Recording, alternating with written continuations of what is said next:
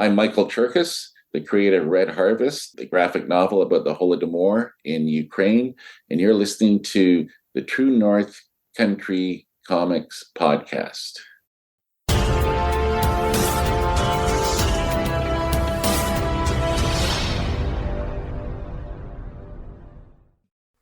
Welcome to the True North Country Comics podcast, dedicated to promote Canadian comic book and graphic novel creators and supporters. I'm John Swinimer. On this episode, I chat with Michael Cherkas about his graphic novel Red Harvest from NBM Publishing. This podcast is available on Apple Podcasts, Google Podcasts, and YouTube. Please like and subscribe to that video channel.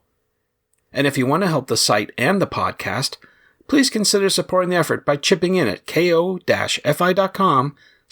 North Country Comics. Your patronage is greatly appreciated. Ukrainian-Canadian author Michael Cherkas was born in Oshawa, Ontario.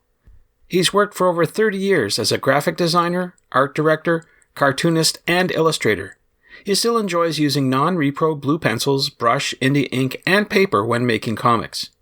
His comics include The Silent Invasion with Larry Hancock, Suburban Nightmares with Larry Hancock and John Van Bruggen, The Purple Ray with Larry Hancock, and The New Frontier with John Sablik. His latest graphic novel is Red Harvest from NBM Publishing. Red Harvest is the fictional story based on true stories related to the Ukrainian-Canadian author of Mykola Kovalenko, a Ukrainian immigrant to Canada who was the only member of his family to have survived the famine. Through his memories, we witness the horrors of what happened to his family and fellow villagers in the breadbasket of Europe, as they struggled not only to make sense of the war that was being waged against them, but ultimately to survive. Just a quick correction to the podcast, Michael refers to the book The Maniac during our conversation. For clarification, the book is written in English, not French, and the author is Benjamin Latbatut, born in the Netherlands but now lives in Chile. So without further ado, here's my chat with Michael Cherkas about his graphic novel Red Harvest from NBM Publishing. So Michael Cherkas, thank you very much for taking time to chat with me. Thanks for having me. I appreciate your time. Before we get started with all the questions, I'd like to know, what are you reading today? What's on your bedside reading table? Okay, the one book I'm reading right now is called The Maniac by Benjamin Latbatut, and I believe it's translated from the French, and it's a novel about John von Neumann, theoretic mathematician who worked on the Manhattan Project, and another book that I just started, Blood Meridian by Cormac McCarthy. And as well, I'm reading lots of books about the war in Ukraine. We've talked before. In fact, we've been engaging with conversations with yourself and your collaborator, Larry Hancock, about your Silent Invasion series. But now you've got your own graphic novel, Red Harvest. So that's the focus of our discussion today. So I want to talk a little bit about that. Maybe how would you describe that book to someone?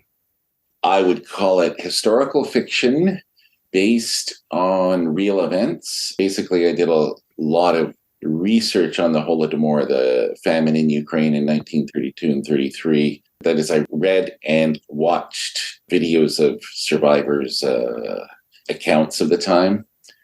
And so I took that information and synthesized it into the misfortunes of this one particular family in the book. So all the characters are fictional in my book, except for Stalin, who appears in 2 pages. I did not turn this into a straight memoir, and partly because almost all the survivors' accounts that I came across were recorded later in life. So these people would have been anywhere from 5 to 10 years old when the famine happened. So they never had a complete understanding of what was going on. So they would remember certain things about how they survived, but they wouldn't necessarily get beyond that. If you know what I mean, the right. Story wouldn't go any further. So it was a matter of trying to take those sort of anecdotes and then synthesize them into what my wife has called a page turner. And there is a narrative. You do follow these characters that are related, I guess, as you say, through each chapter. Yes, because the whole story follows the misfortunes of one family during this period. And it actually starts in 1927, before the famine, or before even collectivization started. So it begins during the time of the, I believe they call it the New Economic Program, where they allowed small-scale businesses and farmers to operate as small businesses during the 1920s. Well, it's certainly a very serious story, but I wanted to know what inspired you to make it. That's a curious thing, because obviously my background is Ukrainian, so I've always known about it since I was a child. My father used to tell me about it not all the time, but these Sunday mornings when he would give me a little history lesson, it would come up. But having said that, I don't think that I ever thought I would do a graphic novel about it, although I do have to say that when Mouse came out by Art Spiegelman, I thought, you could probably do a graphic novel about the Holodomor. But it was something that I didn't really want to tackle. And as you know, like The Silent Invasion and Suburban Nightmares are light entertainment, science fiction mysteries that are not meant to be taken seriously. And the style on The Silent Invasion is very cartoony. So when James Whaley approached me about working on something like this, I was sort of hesitant about it. And eventually we parted ways on the project, and I ended up taking it over completely. But I think partly it's once I started work on it, I thought this will be a valuable book to put out there so that more and more people will be aware of it and be able to learn about it without, reading a dense history text. Right. Yeah, you mentioned Mouse, and that's one of the first things I thought of in reading the preview copy.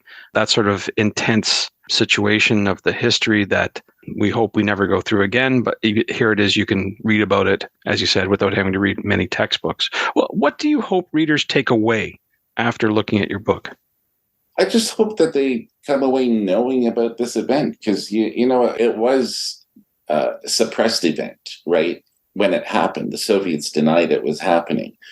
Even though reporters from the West did get into Ukraine in 1932 and 33 and did report on it, there was another reporter in Moscow who was a New York Times correspondent, Walter Duranty, who vehemently denied it. He said there might have been some hunger in Ukraine, but there was no famine.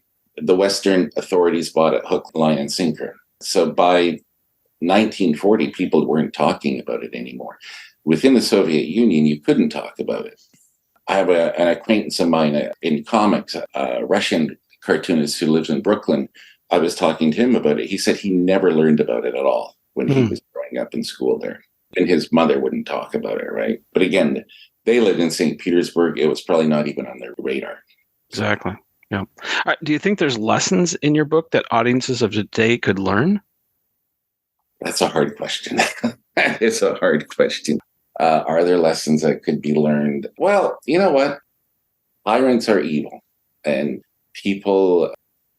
I think people don't understand that, right? Even today, because the longer, we move away from fascism, like the fascism of the 20th century and the totalitarianism that existed in the Soviet Union, the longer we move away, the more distance we move from those periods, more and more people will not remember them, because we're already seeing this in the States, where you have 30% of the population would support someone like Trump, who essentially wants to be a tyrant, and they're all okay with that. So I don't know.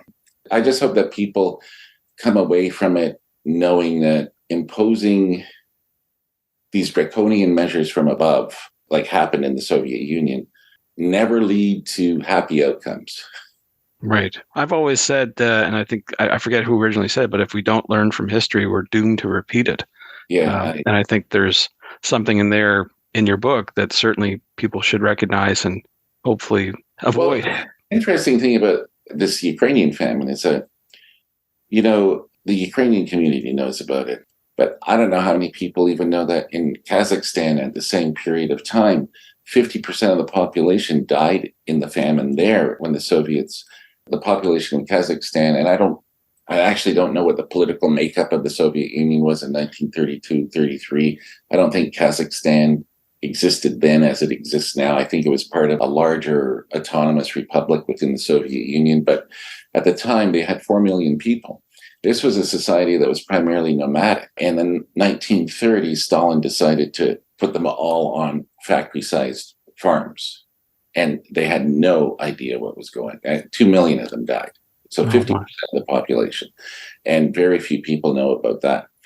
Mao Zedong did the same thing in China in the 1960s. And the figures for that famine are astronomical, the number of people that died in it. And very few people know about the Chinese famine. All right, that's something.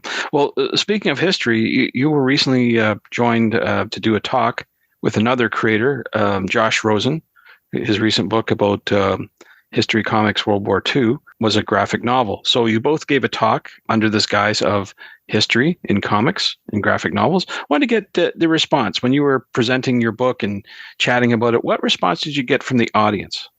I think the response was good. I think there were a lot of long, convoluted questions that I had to really think about in terms of answering. But I think there were quite a number of good questions from the audience. And I mean, a number of people did buy the book. And so I was pleased with that. Trying to figure out how many people were there. It was almost all the chairs were taken. Have you ever been there? I've been in there once. And that's the Toronto Library, I think, Lillian H. Smith. Yeah, and I think there's about 50 seats in there. I think there were 40 or 50 people there, close to that. So good turnout. Almost every chair was, because I know when I got there, I thought, there's going to be 10 people. And by the time we started, I swear there were 30, 40, maybe 50. But I might be overestimating. But it was a larger turnout than I thought. And I was good. So. Yeah, so that's one method of promoting your book is doing talks. I'm wondering, can you share about any other details you have for the promotion?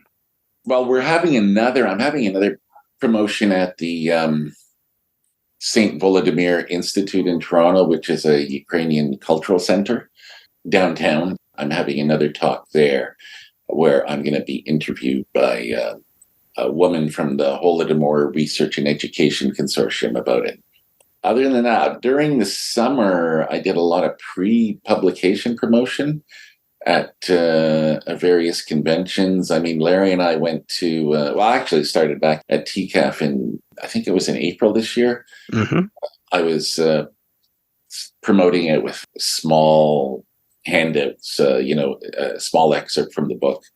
And then I also was at the American Library Association convention in Chicago I think it was the end of June. I was there. And then there were obviously the comic book conventions in Toronto and as well at SPX in Bethesda, Maryland, and also at Columbus Crossroads I think that was at the end of September. Now I'm just hoping to promote it with some more signings in the new year. Oh, very good. So it sounds like you're going to be busy. That's for sure. Well, I'm hoping. Yes. We'll see what happens. Sure. Now let's talk a wee bit about the creative process. I know in the foreword to your book, you describe how it's somewhat different from what you do in Silent Invasion, but wonder if you could walk us through how you did it and perhaps the tools that you use. Okay. This book, I'm going to very briefly, I initially started the book. For each chapter, I would write about 1-page synopsis of what I wanted to happen in the chapter. Initially, I had an idea that there were going to be 6 20-page chapters in the book, but then as I started to draw it, I realized that wasn't necessarily going to work. And the other thing that I do in this, because I was scripting it and drawing it myself, there actually is no real typescript. So I would draw and write at the same time. When I would do my rough pencils, that's when the writing would begin. So I guess in a way, it's sort of like the Marvel method, but doing it myself. Right. And then once the pencils are fairly tight. I wish I could show them to you, but I can't.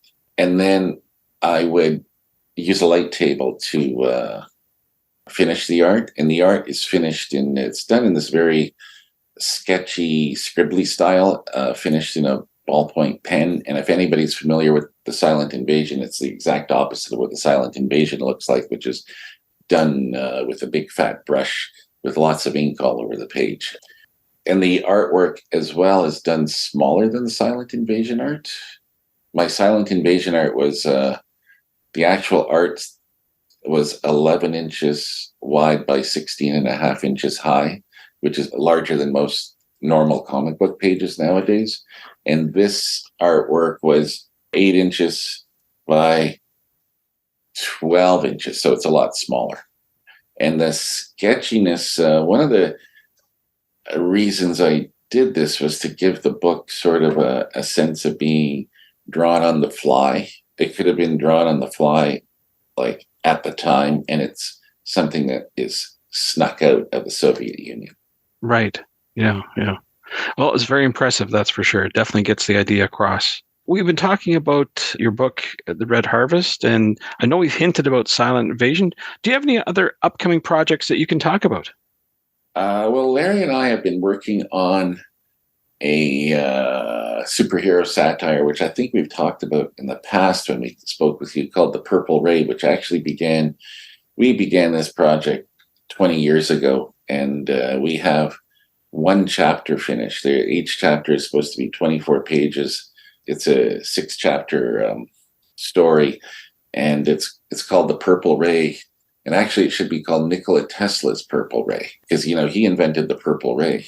The premise is that this character was the only one who ever had superpowers, but 20 years after the fact, nobody remembers him. All they remember are the comic books, and they don't believe he ever really existed. So it's sort of this, it's funny because in a way it deals with forgotten history, but in this case, it's fictional forgotten history as opposed to real forgotten history. So. And do you think there might be another Silent Invasion book in the future? I would like there to be one. I mean, we have talked about one. Larry and I have talked about carrying it on. Like, I don't know if you're familiar, but we started in the 1950s, moved into 1965, and the most recent book took place in 1970, 71. So I was hoping to eventually move up to the present time, but I don't think we'll ever get to the present time at the rate we're going. There's so much story to be told. Well, it's just we're getting now to the point where whatever we were talking about in the Silent Invasion is now people take it seriously in parts of the world because it's all about crazy conspiracies. So anyway, yeah, so there might be one of those. And I also have this idea of doing a memoir about my family. Yeah, especially since you've been digging into the past, that's triggered some ideas for books. Well, it's just one of these things that I thought, there's some interesting things I could write about, but whether or not people would be interested in reading it, I don't know. But we'd see. We'll see. Well, this question here comes way out of left field, but I wanted to get your take on it. AI is everywhere now. Everyone's talking about it. But I wanted to get your take on whether you think AI is helpful or harmful, specifically to comic book creation. My gut feeling is it's probably harmful.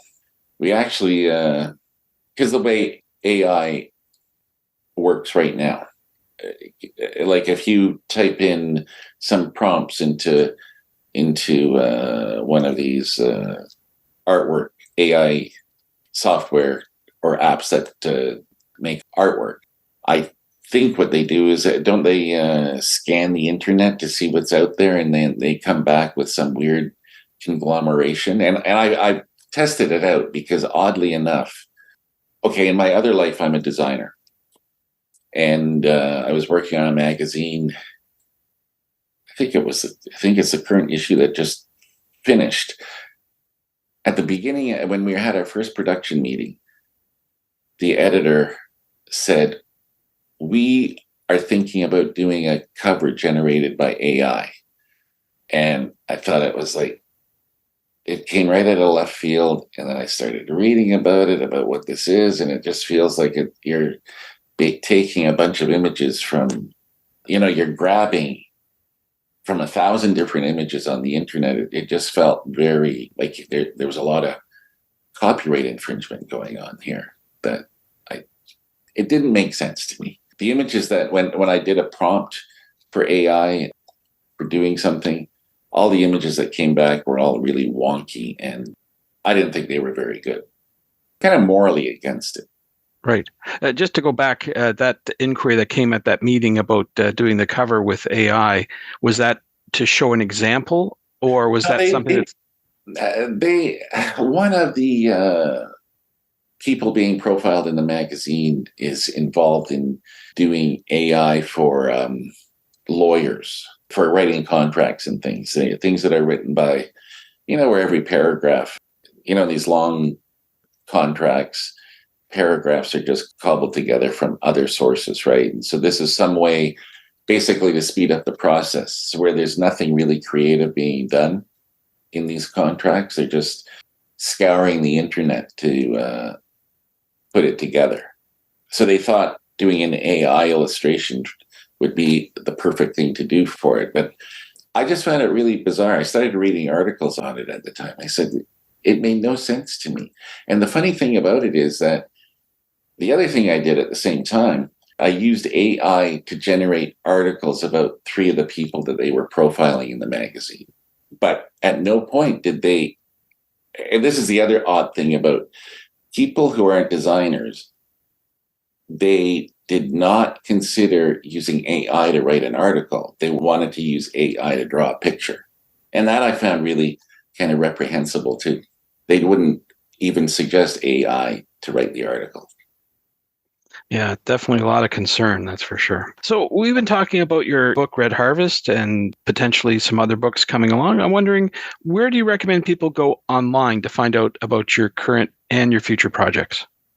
I have an Instagram account under, what is it? It's called Silent Invasion Comics that I post up there. I post something maybe once a week in the Instagram.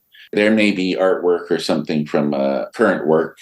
I also have a Facebook page under my own name, and there is a Silent Invasion Facebook page as well. But there's hardly been anything on the Silent Invasion page in a while. That's all I got for that. I'm not very adept at social media. Thanks to Michael for the chat. You can discover more about Michael Cherkas on Instagram at Silent Invasion Comics. And thanks to you for listening to the True North Country Comics podcast. If you haven't done so already, please subscribe to and like this podcast on Apple Podcasts. And please check out the TrueNorthCountryComics.com website. True North Country Comics is now on YouTube. Please like and subscribe to that video channel on YouTube at True North Country Comics Videos.